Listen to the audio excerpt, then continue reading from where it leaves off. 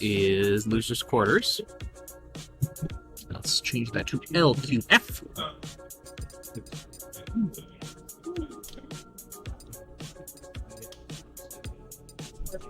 But yeah, that was a good set, Lickney. I don't know if you watch these back afterwards, but you were playing really well. Okay, we've got red FlavorText. So these two have played a good amount in the past. I think historically FlavorText tends to take it. However, Panfle has been making it a much closer shave lately. So we will have to wait and see how this goes. Players in ports 1 and 4, because I think Lickney might be the only guy here who intentionally goes for port 3.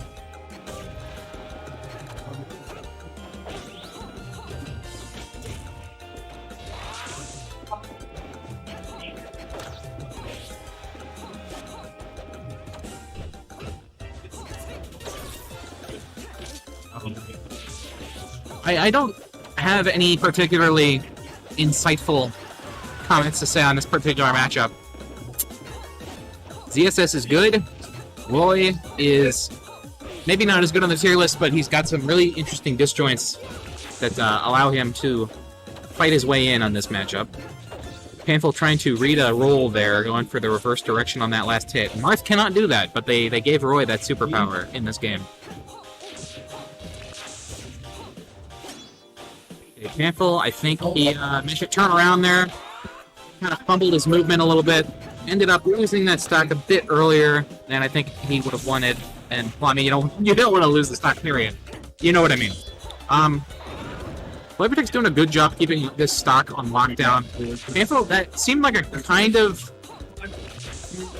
I wouldn't say that was a desperate attempt to get damage. Sorry, to finish the stock. I don't think Roy's up B is going to take the stock. CC down smash. Yeah, that'll probably do it. I mean, the up B got some good damage, but I don't think that's going to kill until an absurd percent. Then again, we are getting pretty close to that point with FlavorText getting close to 200. So yeah, anytime I don't know what a matchup is like, which is most of the time, I can just say something about how I'm an idiot who doesn't know anything, and if Scourge is watching, he will usually have something helpful to add. In this case, he's talking about CC down smash. I'm assuming that is Roy's answer to ZSS's nonsense. Up throw killing at 206%. It's like a semi-kill throw, in that it will kill, but only at around 200. It's sort of in a weird category there. Oh no. Panfle trying to hit that angle a little bit too hard. FlavorText taking game 1 of loser quarters final.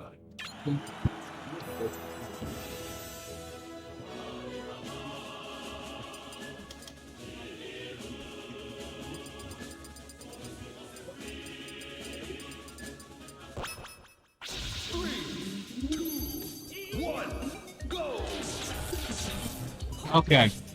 Not a catch-all, but he should be looking for it after 120%. Alright. I still don't think chat does not show up on these. I know there are ways to do it where the chat actually shows up on the stream itself rather than in the chat window, so that when you download the VOD and re-upload it, it is preserved. But for right now, I'll stick to just reading out what is said where applicable.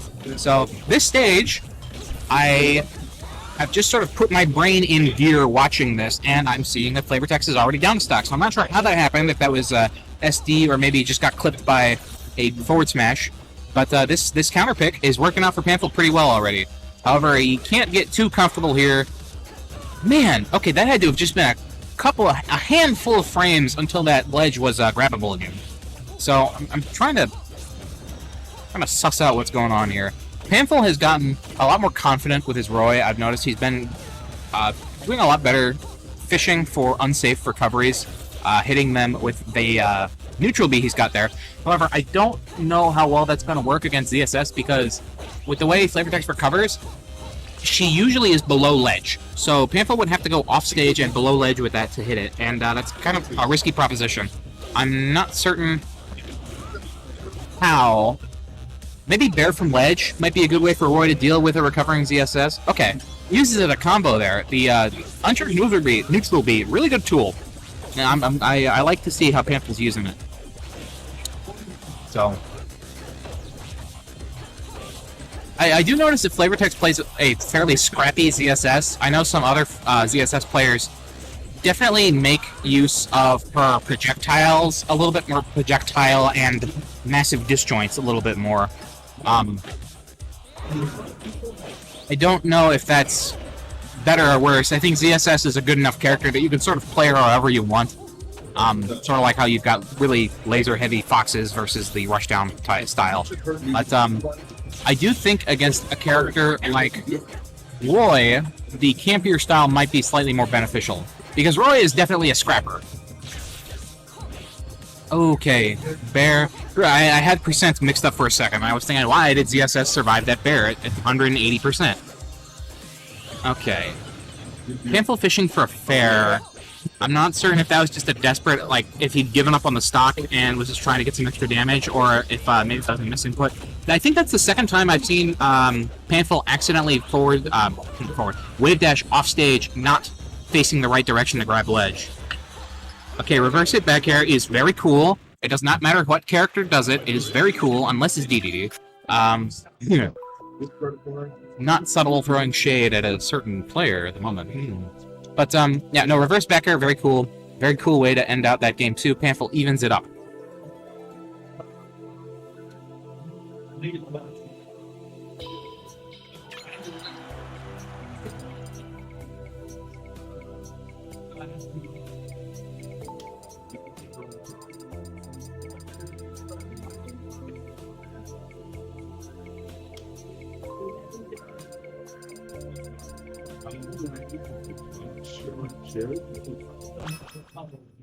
Okay, I had to think about it for a little while. This stage, I don't know if I agree with FlavorText counterpicking Panfle to this stage.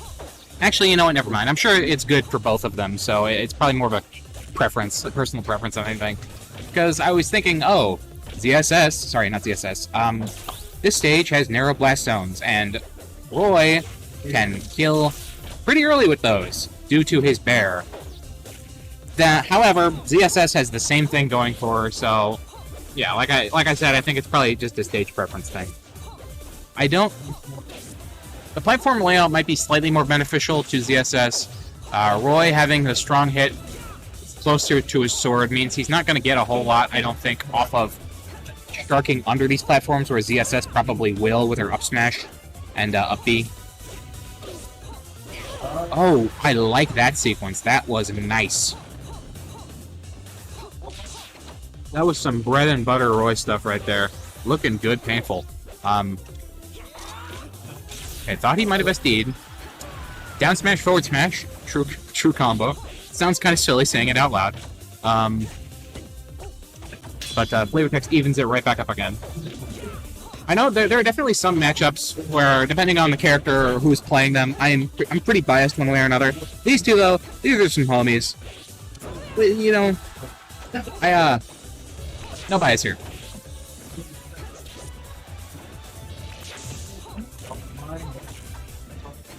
Okay, Panfle baiting out that get-up attack, but just hanging a little bit too close and getting clipped by it on the way out. So not able to get a good punish there on something that happened 10 seconds ago.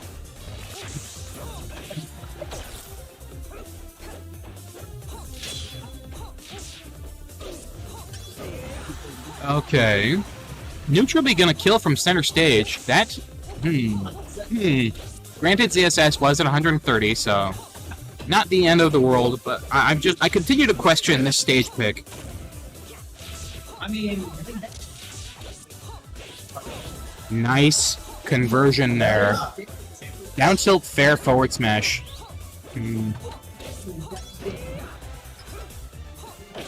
Again, really good usage of this neutral B here. And he's starting to run away with this game. Got a 2-stock lead. Granted, he is at 100%, so he might be losing the stock at any moment. The FlavorText taking a moment to gather themselves. And that's the stock. No extra credit for Panfle on that third stock. Panfle kind of swinging. Got to be careful not to get too desperate to get that opening hit. Okay, he's been going for the reverse hit on that fourth hit. Well, of side B almost every time here. It might be worth mixing up just not doing that and going for the fourth hit in the same direction, unless you're doing reaction. Because I think at this point, FlavorText knows you're going for it. Nice. I do something that I don't really see Panfle do, and this isn't a critique, this is just an observation.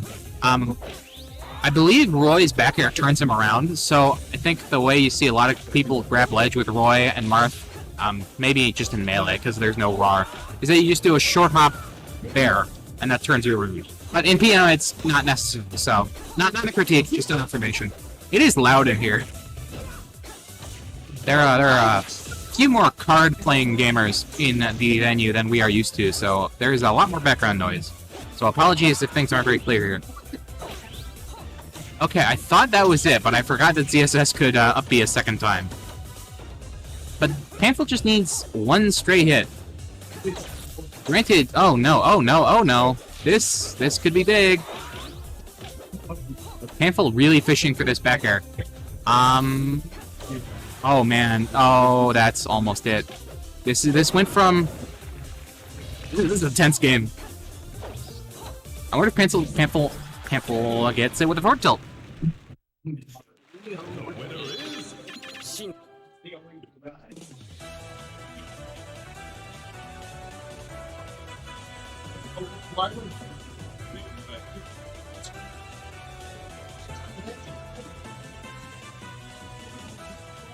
That was, I would say, borderline dominant game from Panfle there, until FlavorText really brought it back almost all the way at the end. So that has to be kind of disappointing for FlavorText to have. I probably took a lot of mental energy to bring that back as close as they did, and then Panfle's still taking it. So going back to PS2 again, FlavorText confident with this counter pick. So let's see what happens.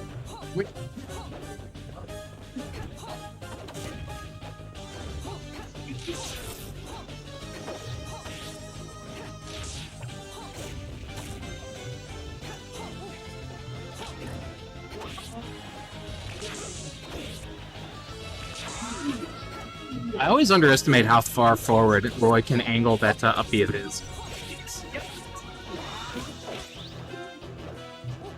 Okay, goes for the reverse Barrett ledge.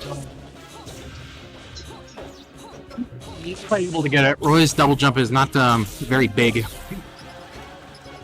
Forward smash not quite gonna do it.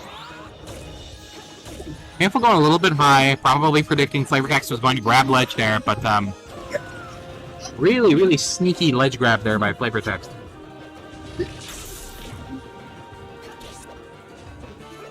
We're taking that first stock of this game 3. Oh man, Panfle had to read there, but not gonna matter for the forward smash because of Roy. But the forward tilt is gonna do it. Bring this game very close to even again, and then in just a couple of hits, Panfle's got a slight lead. Granted, 8% is not gonna matter. But then as I say that, it's going back and forth. So maybe I shouldn't try and keep tabs on the exact percentages, because that is how I get bogged down. Okay, so Panfle, I think, probably going for a power shield there. ZSS's projectile is one that's definitely worth power shielding if you can. I definitely don't know the timing. Okay. So Panfle, for the first time, I think, in this set, goes for the forward variant of that, or just goes for the non-reverse fourth hit of the side B string. And it works, too, so I think it's good that he has started to mix that up a little bit. Oh, wow, okay. Good meteor cancel. That was a bear. I'm almost certain Panfle could have bared there. It is another close game, but it's definitely got a significant slant towards FlavorText. That being said, Panfle evens it right back up.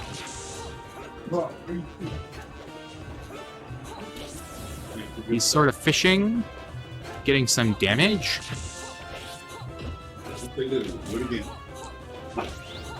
I like what I'm seeing here. Oh, that's gotta hurt. That was the very bottom edge of that sword, getting a tipper at like 50% before the hit. killing the side. That's another way that this counterpick, I don't quite agree with it. However, FlavorText, unshakable, just steals that ledge and takes Panfle's stock, and I believe 54%? So they're trading early kills here.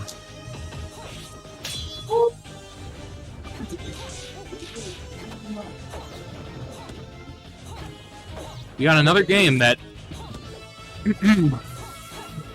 would have been run away for one of the two, for either of the two players, but then